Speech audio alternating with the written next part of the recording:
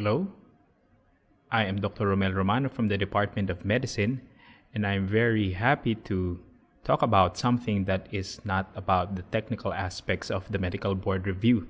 So for the next few minutes, we will be discussing the gastroenterology part of the internal medicine of the medical board review course. This will be the roadmap for the lecture ahead. We will be starting our lecture with the luminal side of the GI, which will progress to the gallbladder, the pancreas, and finally to the liver. When we talk about the luminal side, we will be talking about the upper and the lower GI tract, and these will be the topics that we will be discussing. We start off with GERD. So to start our discussion, let's have this question. Which of the following is a major component of the anti-reflux barrier? Is it A, the acute angle of His? Is it B, the diaphragmatic crura? C, the lower esophageal sphincter? Or D, the phrenoesophageal ligaments? Second question, what mechanism is responsible for over 90% of reflux episodes in normal or GERD patients? Is it A, transient LES relaxation, B, LES hypotension, or C, hiatal hernia? So we define what GERD is first using the Philippine Consensus Guidelines published in 2014. It is said that GERD is a condition resulting from the backflow of the gastric contents into the esophagus and its adjacent structures. Now, it's worthwhile taking into consideration that the definition only said gastric contents. It didn't say that it has to be the acid that is inside the stomach, because not all refluxates will be acidic in nature, although of course 90% of it will be. And then the second part of the definition is that it should be causing some symptoms and or tissue injury, meaning some GERD patients will have symptoms only without the evidence of tissue injury, and some patients will have tissue injury even in the absence of symptoms. So GERD happens when there is an imbalance between the aggressive forces and the defensive forces. If you're going to look at the LES here, it's supposed to be anchoring or supporting the aggressive forces so that it will not be overwhelmed. So using this diagram alone, you're going to see that the LES is the major anti-reflux barrier, providing the best defense for the patients. So if you're going to see here, if there is a problem with the LES, either anatomically or because of the transient LESR, so you're going to see that there will be an imbalance, tipping it in favor of the aggressive forces, and then there will be reflux disease. Therefore, the question number 2 earlier will be the transient LES relaxation will be what is responsible for over 90% of all reflux episodes, even in normal patients. And if you're going to see here, the aggressive forces are actually defined by the potency of the refluxate, its volumes, and the duodenal contents. Again, I will reiterate that it doesn't have to be acidic, because some other refluxates such as bile and pepsin are also injurious to the distal esophageal mucosa, and it can cause symptoms as well, and it's not necessarily acidic in nature. These modulators of LES pressure can be found in your handouts. It's just going to say that there are several factors that are going to increase LES pressure, and there are others who will decrease the LES pressure. You just have to look at it and understand why it will increase or decrease the LES pressure. But obviously, those that will decrease LES pressure is going to promote reflux. So the answer to the first question, the major component of the anti-reflux barrier, so if you remember the diagram earlier, it's the lower esophageal sphincter. And then we already answered the second question a while ago. GERD usually presents with typical symptoms of heartburn and acid regurgitation. Heartburn is defined as the warm or pain or tightness in the substernal area that can be mistaken for an acute coronary syndrome. And acid regurgitation is the sour taste in the mouth. And sometimes if there is bile that is also refluxing into the mouth, then it can also be a bitter taste in the mouth. If your patients have these symptoms, then you should be strongly suspicious for GERD. Now, there are also extraesophageal symptoms, which we seldom call atypical symptoms, that are associated with GERD. And these are chronic cough, laryngitis, asthma, and dental erosions. Now, you have to remember that these atypical symptoms are only strongly associated with GERD if there are typical symptoms that are present also in the patient. So meaning if there are no typical symptoms in patients with any of these 4 symptoms, then we should think of other potential causes first before we blame GERD. So the next question, what test is necessary to establish the diagnosis of GERD? Is it a barium swallow, manometric studies, upper GI endoscopy, or none? So the guidelines tell us that a clinical diagnosis can be made if your patients have those typical symptoms that we discussed earlier. Now, it also is necessary for your patient to not have any of the alarm features. So meaning typical symptoms in the absence of alarm features that will suggest the possibility of a malignancy, such as dysphagia, weight loss, anorexia, GI bleeding. So those characteristics should be absent in the patient before we think that this is GERD. Now, I would like to reiterate that an endoscopic procedure is not necessary to create the diagnosis of GERD. The clinical spectrum of GERD is the following. Majority of patients will be non-erosive, meaning if you do an endoscopy, you're not going to see signs of reflux disease. Erosive disease will be the minority, which occurs in about 1/3 of patients. And the most extreme of the spectrum is the development of strictures, Barrett's esophagus, and even esophageal adenocarcinoma. Now, we discuss first NERD because it's the most common, meaning your patients do not have the endoscopic pictures or the signs of tissue injury, if you recall the definition earlier, but they will present with the typical reflux symptoms of acid regurgitation and heartburn. And these patients can potentially be more difficult to manage than those with erosive reflux disease. The LA classification is an endoscopic classification grading the severity of the erosive reflux disease. If you're going to see here on the upper left, this is Los Angeles Class A, where there are very minute erosions in the distal esophagus. It's barely perceptible in this picture. And then as you go along the LA classification, you're going to see that the severity increases, such that grade C and D are what we call severe erosive esophagitis. And this, when you see this, you can be sure that your patient is having reflux disease. Now, these are the complications of erosive esophagitis. Bleeding is the most common. And then the others are at the other end of the spectrum of GERD, stricture formation, Barrett's, and cancer.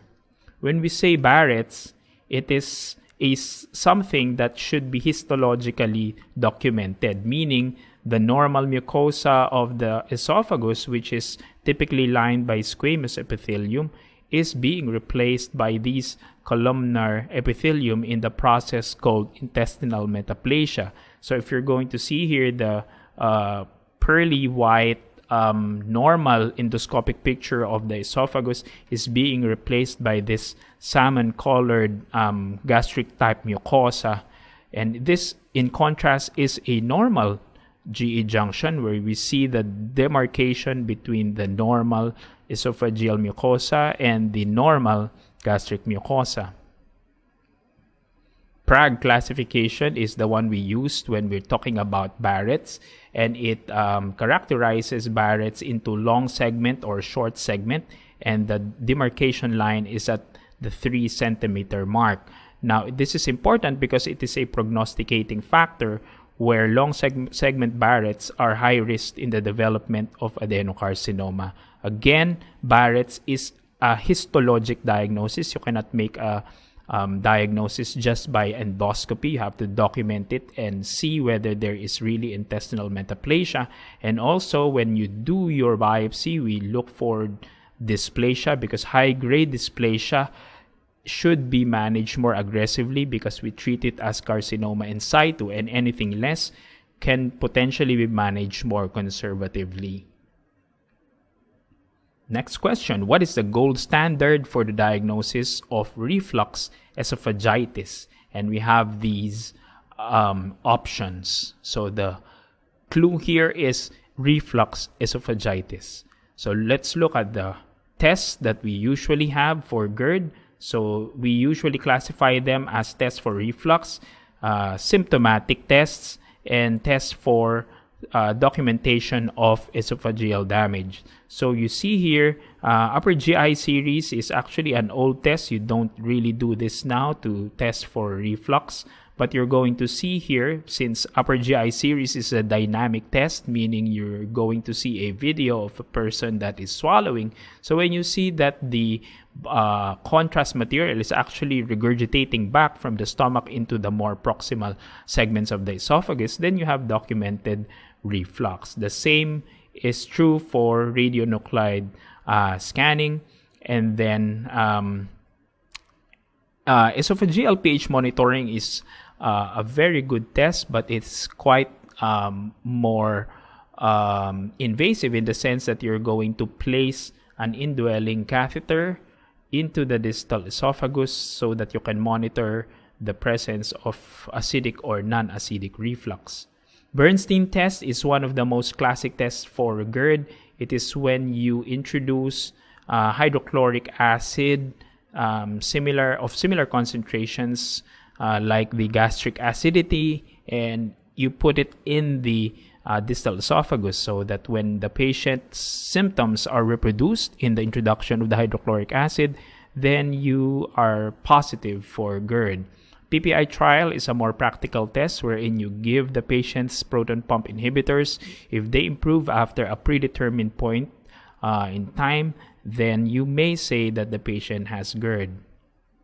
Now again, a barium swallow, similar to upper GI endoscopy, but you're going to see some changes in the mucosa if there is severe GERD. And again, you document histologic changes by biopsy when it is warranted. However, in the most recent guidelines, what is called the Line Consensus published in 2018, there are a group that recommends certain tests or techniques to diagnose GERD. So it's basically composed of subjective characteristics as well as objective characteristics. Subjective is usually using questionnaires such as the GERD-Q, which evaluates the symptom severity and the quality of life. And all of these objective tests should give you a better diagnosis for GERD, because according to the Line Consensus, these are the findings that will be conclusive for reflux. Meaning, if you do an endoscopy and you see severe reflux disease in the presence of LA grade C and D, then you are conclusive. You have conclusive evidence that your patient is having reflux. If they have other more severe complications such as Barrett's and stricture, then you're sure that your patient is suffering from reflux disease. Now, when you do have your impedance test or pH test, and you're going to see that the acid exposure time is more than 6%, then that also is conclusive evidence for reflux, and everything else is just borderline or minor criteria for the diagnosis of GERD. So unless you have these, then you cannot say for sure that your patient has reflux disease. So if we're going to answer the question earlier, reflux esophagitis, meaning there should be a documented inflammation in the esophagus, then therefore the correct answer is endoscopy, because it's through endoscopy among these tests that you're going to document the presence of esophagitis by means of biopsy. Next question. What is the treatment of choice for GERD?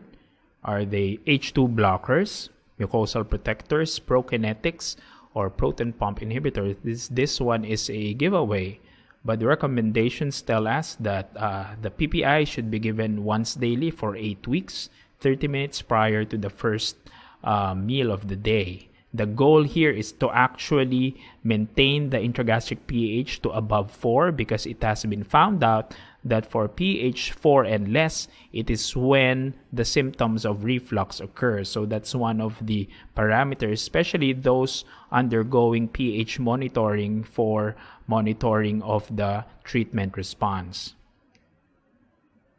So the answer to this question is obviously proton pump inhibitors. We now go to peptic ulcer disease. So this is a classic question. Which of the following is more typical of duodenal rather than gastric ulcer? Is it nausea, night distress, vomiting, or is it weight loss? We first define what PUD is. Ulcers should be an appreciable ulcer, meaning it has to be a depression, an appreciable depression, at least 5 millimeters in depth. And then the classic manifestation of PUD is epigastric burning type pain, or like a hunger type pain. It can happen before or after eating. It can be relieved or aggravated by eating. But definitely there will be some response to antacids for patients with peptic ulcer disease. So to differentiate between gastric and duodenal in terms of symptomatology, you have this table. Now, pain aggravated by food is gastric, and pain that is relieved by food is duodenal. So when I was studying for my medical boards, I made this mnemonic that pain plus food is greater pain in GU and decreased in DU.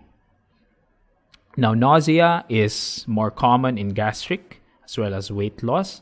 Gastric ulcers tend to occur later in life, in the 5th or 6th decade, and then malignancy should always be considered in a patient with gastric ulcer, especially when it is irregular looking and it is solitary in nature. Now, in contrast with duodenal ulcers, malignancy is extremely rare. Now, the classic symptom of duodenal ulcer, aside from it being decreased, the pain being decreased after meals, is that there is what we call night distress, where the patient is awakened by the symptoms of abdominal pain, which occurs at night, and this usually awakens the patient. So it happens in about 2/3 of patients suffering from duodenal ulcer. So to answer the question earlier, the answer is obviously night distress. Whenever we're discussing peptic ulcer disease, we should always think about two things. Is it H. pylori related, or is it NSAID induced? Because majority of these ulcers will be because of these two. Now, if neither H. pylori nor NSAIDs can be blamed for the development of peptic ulcer disease, then that's what we call an idiopathic ulcer, which occurs in about 5% of all patients with peptic ulcer disease. And it's important to label them as such because they potentially will need an indefinite PPI therapy, unlike those with H. pylori or NSAID-induced ulcer. These are some of the causes of the quote-unquote idiopathic ulcers. They usually is because of infection, medications, or other less common diseases that are tabulated in this figure. Next question. What is the best drug for NSAID-related mucosal injury? Is it bismuth? Is it misoprostol? Is it rebamipide or sucralfate? Then the next question is, Which of the following has the highest risk for ulcer complication induced by NSAIDs? Is it anticoagulants, glucocorticoids, high-dose NSAIDs, or multiple NSAIDs? So we will be answering these by discussing NSAID-induced mucosal injury. You see here that in your Harrison's, this figure appears saying that there is a topical effect of NSAIDs because the NSAIDs will be causing some iron trapping, and there will be a localized effect of the NSAID itself into the gastric mucosa. Now, this is very characteristic when you do an endoscopy in a patient with NSAID-induced ulcers. You're going to see multiple, minute, and scattered ulcerations all throughout the stomach, because as the NSAID disintegrates inside the stomach, it's going to exert its topical effect on the surfaces that it touches. But what is more significant for NSAID-induced injury will, of course, be what the systemic effect holds, because it's going to alter the way the gastric mucosa is being maintained, as well as the inflammatory processes that will help to promote healing of the ulcers. So to give a better understanding on that, we go back to the arachidonic acid pathway, where it's breaking down by the cyclooxygenase pathway. It's either through COX-1 or COX-2. COX-1 is responsible for the generation of the prostaglandins I2 and E2, as well as the thromboxane A2. Now, the role of these anti-inflammatory mediators are the prostaglandins are responsible for gastroduodenal mucosal protection, and it also helps in maintaining renal function, while thromboxane A2 is an important factor that supports platelet function, while COX-2 is primarily responsible for yielding prostaglandins, and this is responsible for inflammation and pain. That's why, especially for pain relief, it's probably better to use only COX-2, because that's what we want to block, and not the supportive functions of the cyclooxygenase pathway. Now, of course, obviously, for COX-1, traditional NSAIDs, both COX-1 and COX-2 are inhibited, while COX-2 selective inhibits only the COX-2 pathway. Now, you have to understand that it has to be both the COX-1 and the COX-2 to be inhibited, because they are contributory to each other in the formation of ulcers. Of course, if you decrease the mucosal protection, you're going to tip the scale in favor of the injurious agents inside the stomach.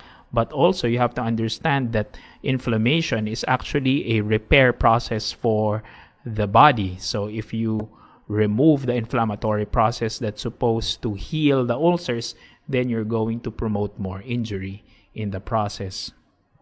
Now, these are the risk factors for NSAID-induced ulcers. You have all of these factors listed here, and then the risk is dependent on the number of risk factors present in your patient. If you have 1 to 2 risk factors, then you're moderate. If you have 3 or more, then you have high risk. If you have none, then you are low risk. But you look at the risk ratio, the most significant risk factor is a previous history of a complicated ulcer, followed by the use of multiple NSAIDs. So it doesn't matter what NSAID the patient is taken, even if it's a coxib, but if the patient has concomitant NSAID use, then that is a high risk factor for the development of NSAID-induced ulcers. Now, this is just a graph showing you that the different NSAIDs will carry different risks for or tendencies for upper GI bleeding. The coxibs tend to be on the lower side as expected, and the traditional NSAIDs tend to have a higher risk in development of upper GI bleeding. So to answer this question, the best drug for NSAID-related mucosal injury, since we have discussed the cyclooxygenase pathway earlier, and we know that there is a relative deficiency in the prostaglandin because of NSAID inhibition, then the answer should be misoprostol because it's a prostaglandin analog. And then which of the following is the highest risk? So we saw the table earlier. The correct answer is the use of multiple NSAIDs. How do we diagnose PUD? Originally and in the early 90s, it's through radiographic studies such as this, an upper GI series where they see the ulcerations like this. But of course, this is now almost never done because it has been replaced by a more sensitive and specific test, which is the endoscopic procedures, which will demonstrate the same. There you are going to see the ulcers in the mucosa. H. pylori should always be tested for patients with peptic ulcer disease, and your Harrison's book will list these tests as valid tests for H. pylori. But I want to say that these three tests, the rapid urease test, urea breath test, and stool antigen test, are the most logical and valid tests to document active H. pylori infection, because that's what we want to know if your patient has an active H. pylori infection, because for those with active H. pylori infection, you need to give the eradication regimens. And then also, based on the latest H. pylori international guidelines, serology is actually not being promoted because it is the diagnostic yield is questionable at best. So urea breath test is actually making use of, well, previously radioactive isotope of carbon, which is carbon-14, and its radiation dose is approximately 1 microcurie. The non-radioactive isotope is carbon-13, which is what's being used right now. So UBT is one of the best tests, most sensitive and most specific.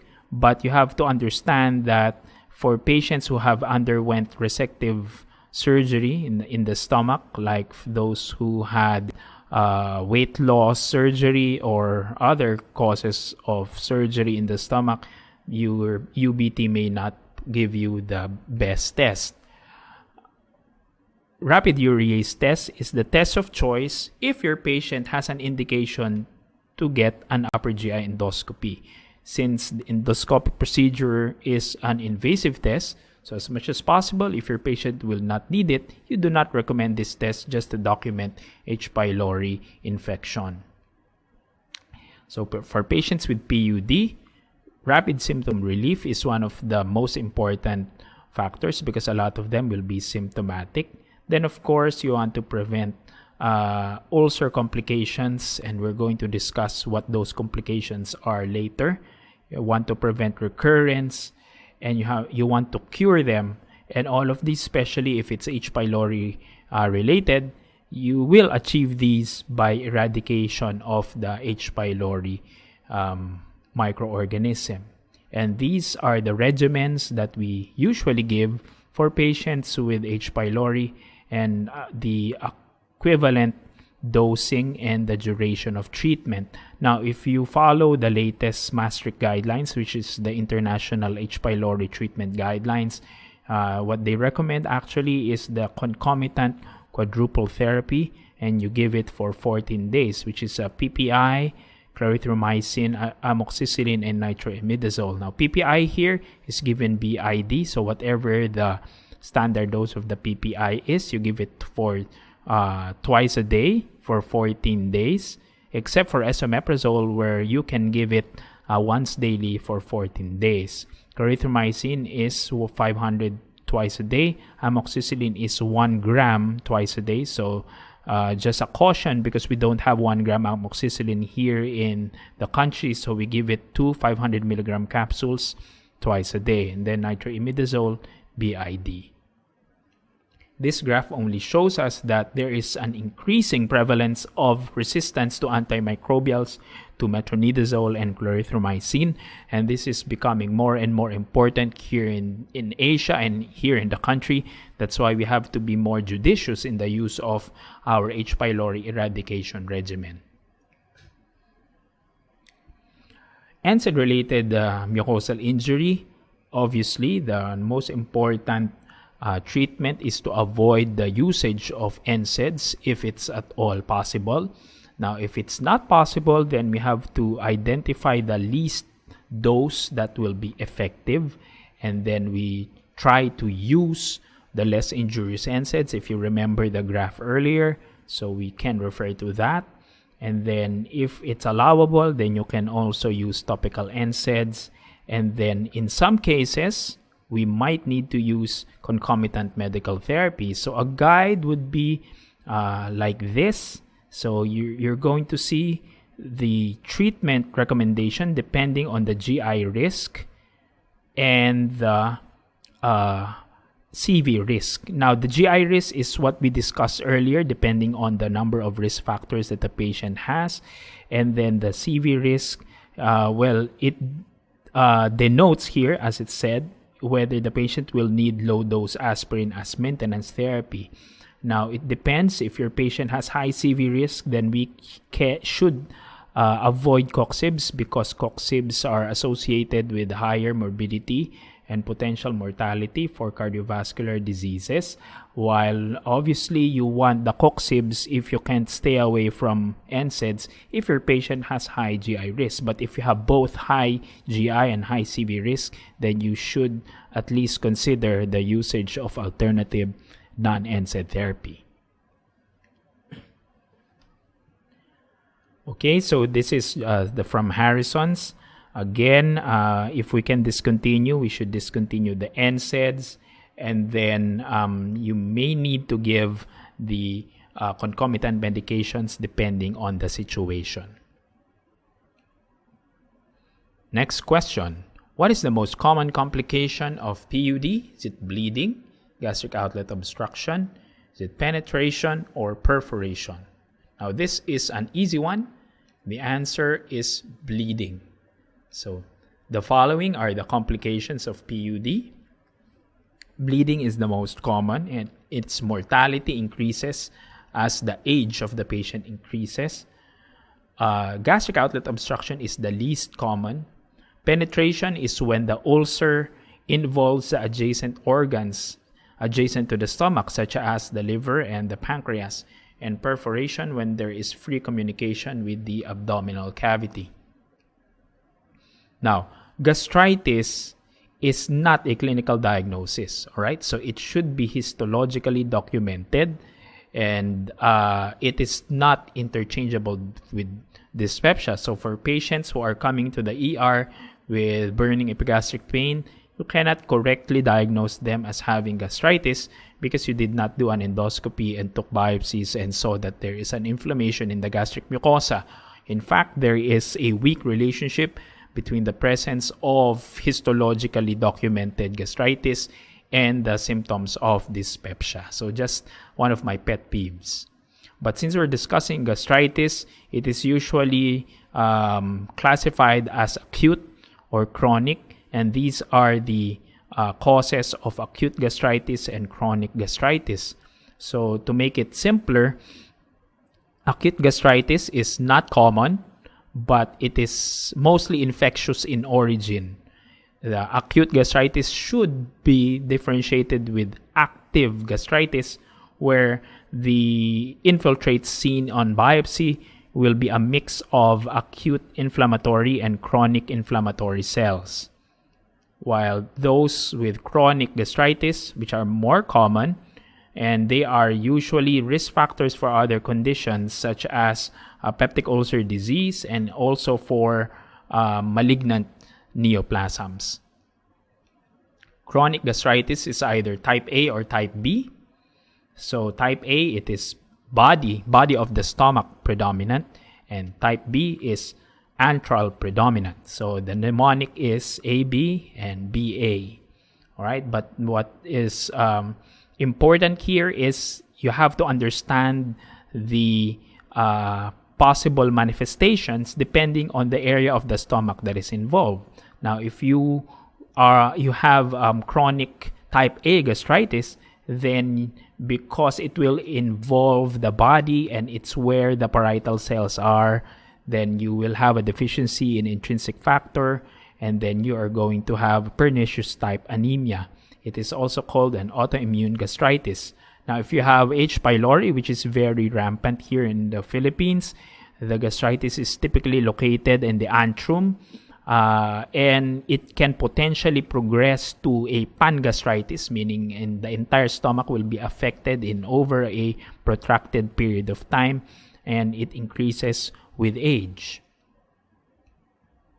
We go now to the most common complication of PUD, GI bleeding, and this will be what we will be discussing in the next few slides.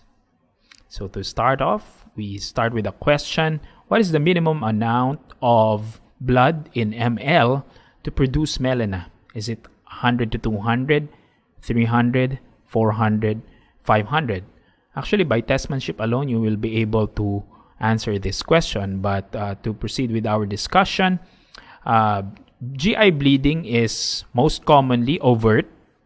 So when we say overt, there is a clinical sign or symptom of bleeding presenting as melena, hematemesis, or hematochezia. Hematemesis is the vomiting of red blood or coffee ground material. And if your patient presents with hematemesis, then you are sure that your patient has an upper GI source of the bleeding. You cannot have hematemesis and you're going to diagnose them with lower GI bleeding. That's just wrong. And also, one word of caution: if your patient says that they have hematemesis, you have to make sure that it's not a hemoptysis. So you have to make sure that this is vomiting and not coughing out of red blood or coffee ground material. Melena is that characteristic tarry, foul-smelling stool. Most of the time, it is because of an upper GI source, and you will need at least 100 to 200 ml of blood in the upper GI tract, which will stay for at least 14 hours in the GI tract to be acted upon by bacteria to convert the heme portion into the black tarry stool that we know that is characteristic of melena. Of course, you have to make sure that it's not iron, because it can potentially darken the stool as well, and even bismuth. Hematochezia is the passage of bright red blood or maroon stool per rectum. Most of the time, it's because of a lower GI bleed, but for brisk and more vigorous upper GI bleed, which usually presents as bleeding with hemodynamic collapse, then you have to rule out a massive upper GI bleeding in a patient with hematochezia. So the answer to this is obviously 100 to 200, and it should be in the GI tract for at least 14 hours. Next question: what is a manifestation of occult, obscure GI bleeding? Is it coffee ground vomiting? It's melena, hematochezia, and positive FOBT. So by the term occult, this should already be a giveaway. So obscure GI bleeding only means that the origin or the source of the bleeding is unknown, meaning you did your endoscopy, an upper GI endoscopy, a colonoscopy, and you didn't find anything. So you don't know where it's coming from, but it can either be overt or occult, meaning there is gross bleeding, but you don't know where it's coming from, then that's overt, obscure GI bleeding. But if it's just manifesting as positive FOBT, or more specifically a fecal immunochemical test or FIT, then but you don't see an overt sign of bleeding, then that's what you call an occult obscure GI bleed. Now, they usually present as unexplained iron deficiency anemia.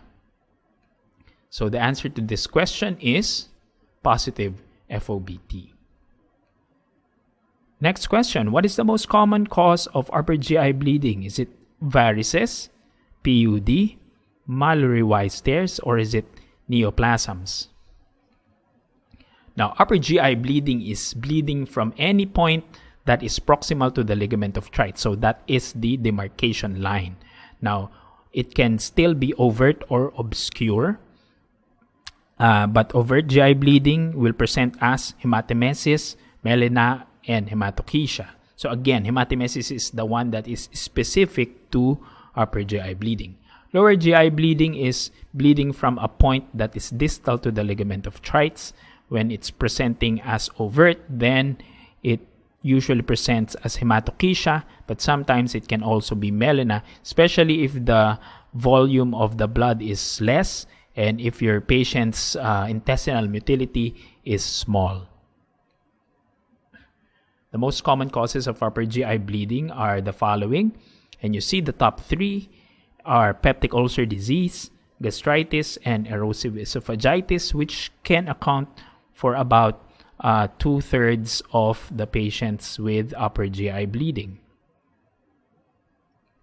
So the answer to this question is peptic ulcer disease. Now, some more on peptic ulcer bleeding. So the Forest classification is in an endoscopic classification of the ulcer. So it ranges from spurting to a clean-based ulcer, and it's classified as 1A, 1B, 2A, 2B, 2C, and 3. So you have to see here, these are the pictures of the different classes of peptic ulcer disease. So here is an active spurter. This one oozes. This one has no active bleeding, but there is a visible vessel. This one is covered with clot. This one has no clot, and it's a pigmented spot there in the ulcer crater. And this one is a clean-based ulcer. This is important to classify based on the Forest classification because it is actually a prognosticating factor. You see here that the bleeding rate without therapy is very high, especially if you have a 1A ulcer compared to a Forest 3 ulcer with a rebleeding rate of only 3%. And this is even without therapy. Of course, these risks will change depending on a successful endoscopic hemostasis. But again, this Forest classification is going to give the idea to the endoscopist and to the one taking care of the patient on the risk of rebleeding and how to best manage these patients. Upper GI bleeding because of complications of portal hypertension is also one of the more important causes of upper GI bleeding. We define portal hypertension as an increased hepatovenous portal gradient, which is over 5 mm mercury. So if you have at least 5 mm mercury, then that's already portal hypertension. But if you have more than 10 mm mercury gradient, then you will have the development of varices. More than 12, the varices will already bleed. And more than 20, it's going to be a very difficult bleeder and can potentially lead to other more aggressive treatment modalities. Now, the portal hypertension is most often because of cirrhosis here in our country. And the portal hypertension is because of the increased intrahepatic resistance to the passage of flow and blood, with a concomitant increase in the blood flow in the splanchnic circulation because of the vasodilation of the splanchnic vascular bed. So the treatment for bleeding from portal hypertension, well, primary prevention, meaning your varices haven't bled yet, is the use of non-selective beta blockers in the form of propranolol, nadolol, atenolol, or carvedilol. And for really large varices, you can do a primary preventive rubber band ligation, or RBL. Now, for patients who have already bled, of course, they should get an RBL followed by non-selective beta blockade. And then while you're not yet doing your endoscopic therapy, you can give the following: somatostatin and octreotide analogs. You can do RBL with sclerotherapy, or where the expertise is available. And for really, really bad bleeding, you can do TIPS or shunting procedures such as the DSRS or distal splenorenal shunt. And patients, especially a lot of them, if not all of them, will be cirrhotics. You have to treat for portosystemic or hepatic encephalopathy because bleeding will trigger hepatic encephalopathy. Mallory-Weiss tear has a very classic history. The bleeding should be preceded by vomiting, retching, or coughing, meaning the patient should have vomited a non-bloody vomitus first, followed by a bloody vomitus. So that is the classic history. If your patient has vomited blood initially, then you should not consider Mallory-Weiss at the very top of your differential diagnosis. And it stops spontaneously in about 80 to 90% of the time. And the bleeding from Mallory-Weiss tears is usually a bleeding from a tear at the gastric side of the GE junction. The treatment for actively bleeding Mallory-Weiss tear at the time of endoscopy are the following: sclerotherapy, hemoclip placement. You see it here, hemoclip placement, and surgery for the very refractory cases. Vascular lesions can sometimes cause upper GI bleeding, and these are the more uncommon and more difficult to diagnose causes of upper GI bleeding because at the time that they do not bleed, they are very difficult to locate. Okay, so it's in the form of angiodysplasia, which is seen here in the left side. You're going to see that it's usually a coral reef-like pattern in the mucosa, composed of fine vessels. And the Dulafoisse lesion, or a persistent caliber artery, the difference between this and the visible vessel, what we saw earlier in the Forest classification, is that in Dulafoisse lesion, there's actually no ulcer surrounding the vessel. That's why it is sometimes very difficult to spot. So if there is a huge vessel, no ulcer, then the diagnosis is a Dulafoisse lesion. In patients with upper GI bleeding, it is important to prognosticate them by using the Blatchford and or Ruckle scoring systems. The difference between the two is the thing or the parameter that you want to prognosticate. For example, if you want to determine the need for intervention or endoscopic intervention, then you should use the Blatchford score. A Blatchford score of 0 will indicate that your patient may be discharged readily, and a high score of 6 or more will mean that your patient will need an early endoscopic intervention. Now, how about for the Ruckle score? The Ruckle score determines the risk for rebleeding and mortality. So if that's the question, then we should score the patient based on the Ruckle score. Less than 3 is good, meaning the mortality is very low. But if your patient scores 8 or higher, then that means the patient has a high risk for mortality. So how do we manage patients with upper GI bleeding? We have to classify whether this bleeding is non-variceal or variceal. And for purposes of simplicity, it is almost always, when we say non-variceal upper GI bleeding, we almost always mean peptic ulcer bleeding because of the incidence of other causes of upper GI bleeding that is non-variceal. So when we say non-variceal, it should mean already that it is peptic ulcer bleeding. We do it by, of course, endoscopic intervention is still the best intervention for upper GI bleeding, and we should do it early, within 24 hours, as opposed to urgent, which is less than 6 or less than 12, because there is no benefit in doing it that point in time. It actually is more beneficial to do it within 24 hours rather than in the emergency setting. And then high dose IV PPI, you give it even in the ER. so you can downgrade the lesion. So when we say high dose PPI, you give it by bolus 80 milligram IV, then followed by, well, traditionally the drip, which is a 8 milligram per hour drip. This has been replaced already. The current guidelines will say that you can give even 40 milligrams IV bolus every 12 hours. Now here in Asia, where the economics play a very big role in the decision management, oral PPI may be considered after a successful endoscopic therapy. Variceal bleeding. We can use vasoactive agents such as glyprosine, somatostatin, and ectretide. And of course, in a patient who is bleeding, variceal ligation in the form of rubber band ligation is the treatment of choice.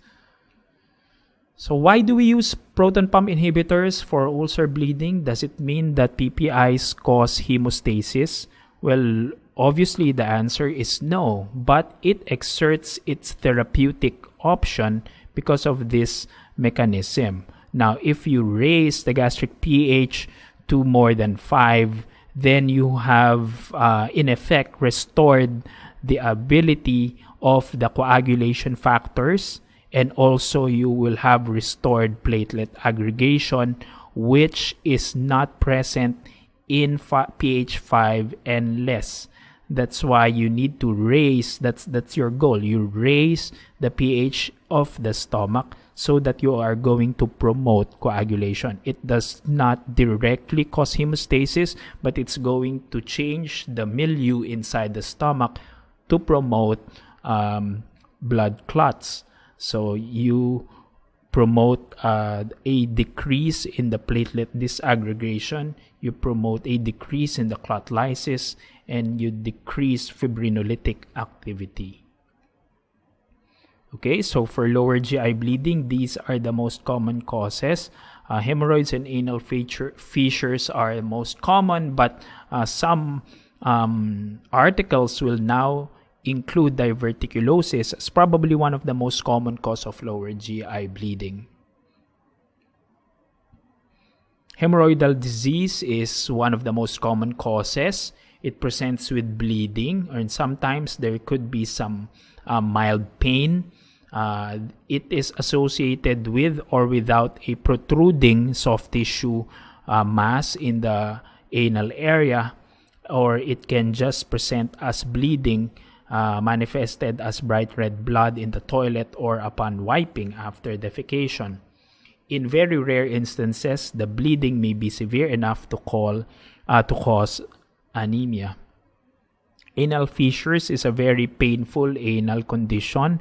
It is usually because of a longitudinal cut in the mid-posterior anoderm, and it occurs in all ages, but more commonly in the 3rd to 5th decades of life, and it's almost always caused by trauma in the perianal area. It is very tender, and patients may refuse to get a rectal exam if they have anal fissures, and the bleeding will really be bright red. Diverticular disease is caused by the outpouching of these colonic layers into a defect in the muscularis layer. Okay, and this will produce pseudodiverticula. Okay, it usually is present in the sigmoid and the proximal bowel among Asians, and it does not automatically mean that your patient with diverticulosis will have diverticular bleeding. Only 20% of them will bleed, and there are certain risk factors identified that can promote bleeding, such as hypertension, atherosclerosis, and NSAID use. The bleeding is brisk, but it's almost always self-limited with a 25% lifetime risk of rebleeding. It should be differentiated from diverticulitis, which is the inflammation of those diverticular outpouchings, and this presents as very painful or acute abdomen. In your textbook, it's going to say that diverticulitis can be considered as a left-sided appendicitis because it will manifest the same, except that it localizes in the left lower quadrant compared to appendicitis, which localizes to the right. Now, the treatment of diverticulitis depends on its severity and whether there is a rupture or other complications related to it. Ischemic colitis is one of the important differential diagnoses for lower GI bleeding, especially in the elderly, because obviously malignancy should be considered in that age group. But in the elderly, because of the risk factors for cardiovascular disease such as hypertension, atherosclerosis, dyslipidemia, and if you have abdominal aneurysm repair, then you should consider the possibility of ischemic colitis. It's going to manifest itself like this. There will be focal areas of involvement. It can be a long segment, especially in the watershed areas. And then the symptoms may include sudden pain, urgency or tenesmus, and hematochezia. Vascular ectasias, this is similar to what we discussed earlier for the upper GI, and the causes are similar: AV malformations, angiodysplasias, and angiomas. But in the elderly, it can be problematic in the sense that it usually presents as obscure bleeding. IBD is getting more and more common here in the country. It is an immune-mediated condition of the bowel. It depends on the type of the inflammatory bowel disease. Is it Crohn's disease or is it ulcerative colitis? Most of the time, it's very difficult to differentiate between the two, but the classic findings on Crohn's include a cobblestoning, meaning there is skip lesions, there is rectal sparing, but the important thing to remember here is that it's transmural, meaning it affects all layers of the colon. Sometimes, if you're lucky, you're going to see a very suggestive finding on biopsy, which is the presence of non-caseating granulomas, which you do not have in ulcerative colitis. And the Crohn's disease will involve any part of the GI tract, starting from the mouth down to the colon. Ulcerative colitis is something that is pancolitis. Usually when it presents, it is restricted to the colon only and not to any other part of the GI tract, and it's usually more superficial. It's located and localized to the mucosa only. So in your Harrison's, you're going to find these tables outlining the difference between UC and CD. And the only thing that you have to remember is that UC is really superficial. That's why the manifestations will be compatible with a superficial or mucosal disease, such as diarrhea, and others like in Crohn's disease, which will be a transmural disease, such as fissure formation, obstruction, because of the transmural nature of it. Okay. Infectious colitis is still one of the important differentials here in the country because of the prevalence of all of these infectious agents. And you should also think drug-induced colitis, especially if the history is non-contributory as to the cause of lower GI bleeding. So NSAID still and is always important in patients with GI bleeding. And rheuma patients who also take NSAIDs are the most likely ones who will be taking gold or penicillamine. So to answer this question, what is the most common cause of lower GI bleeding? We have discussed this earlier. The answer is hemorrhoids. Okay, so how do we approach patients with GI bleeding? Of course, we need to make sure that they are stable. We need to do the ABCs in the emergency room. We have to check the vital signs, and then because the severity of the bleeding can be surmised based on the vital signs. Okay, if the patient has normal vital signs, then you may assume that it's just mild bleeding.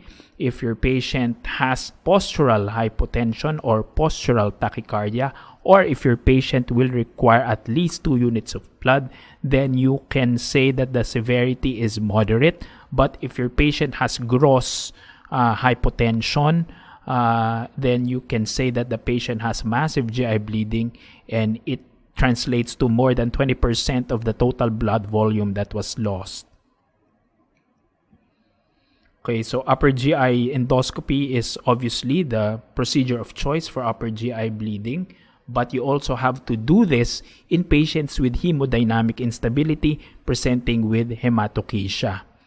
Okay, colonoscopy is the procedure of choice for mild to moderate lower GI bleeding, but for active and massive lower GI bleeding, you need to do other procedures such as mesenteric angiography, where you can identify the site of the bleeding, and you can potentially treat it by using arterial embolization. Okay, so one important thing here is that you will be able to use this if the rate of the bleeding is 0.5 to 1 ml per minute. You can do a tagged scan for a milder bleeding, especially if you already don't know where it's coming from. But the tag scan is not very specific. It's just going to give you a general area on where the bleeding might be coming from. And this usually is important to guide the surgeons or the GI to investigate what segment of the bowel is the bleeding coming from. Diagnosis of the obscure GI bleeding is one of the most challenging things to do if you are a clinician. Of course, if it's overt, then you can still do the other tests that we discussed earlier. But for obscure and occult GI bleeding, you can use any of these modalities. Now, push enteroscopy is similar to just double balloon enteroscopy in the sense that the balloon enteroscopy will make use of balloons to help maneuver it inside the small bowel. Video capsule endoscopy is more sensitive than enteroscopy because it will be able to more or less traverse the entire small bowel. But the benefit of enteroscopy is that you may be able to do therapeutic procedures while doing the enteroscopy. Tag scan and angiography is just the same as what we discussed earlier. You have to make sure that the bleeding is active and brisk so that you will not have a false negative scan. Okay, so occult bleeding is one of the most difficult things to investigate. Because it will usually just present as occult bleeding and occult blood positive FOBT. And any of those tests that we discussed earlier, video capsule endoscopy, double balloon enteroscopy, may be considered if the other standard endoscopic procedures such as colonoscopy and upper GI endoscopy turn out to be negative. Okay, so that concludes the first part of our lecture. So we will be taking a short break and we will proceed with the second part in the next video.